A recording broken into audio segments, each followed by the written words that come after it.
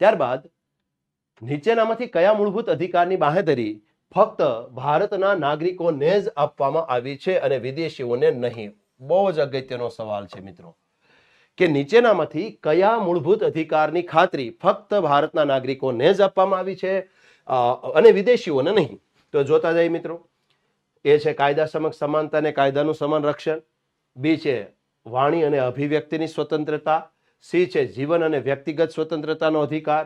D છે ફરજિયાત મજૂરી સામે રક્ષણનો અધિકાર. તો મિત્રો અહીંયા આપણા 4 ઓપ્શન પૈકી આપણો જવાબ છે ઓપ્શન બી, વાણી અને અભિવ્યક્તિની સ્વતંત્રતા, જે માત્ર ભારતના બંધારણ દ્વારા ભારતના નાગરિકોને જ મળે છે, વિદેશીઓને મળતી નથી. હું અહીંયા ઉદાહરણ લખી દઉં મિત્રો. અનુચ્છેદ નંબર 15, અનુચ્છેદ નંબર 16, અનુચ્છેદ નંબર 19, અનુચ્છેદ નંબર 29 અને અનુચ્છેદ નંબર 30 થી મળતા મૂળભૂત અધિકારો માત્ર ભારતના નાગરિકોને પ્રાપ્ત થાય છે, વિદેશીઓને નહીં. અને તેથી અહીંયા જે આપણો ઓપ્શન બી છે એ છે આર્ટિકલ નંબર 19. તો 19 થી મળતા મૂળભૂત અધિકારો માત્ર ભારતના નાગરિકોને જ પ્રાપ્ત થાય છે, વિદેશીઓને આ મૂળભૂત અધિકારો પ્રાપ્ત થતા નથી.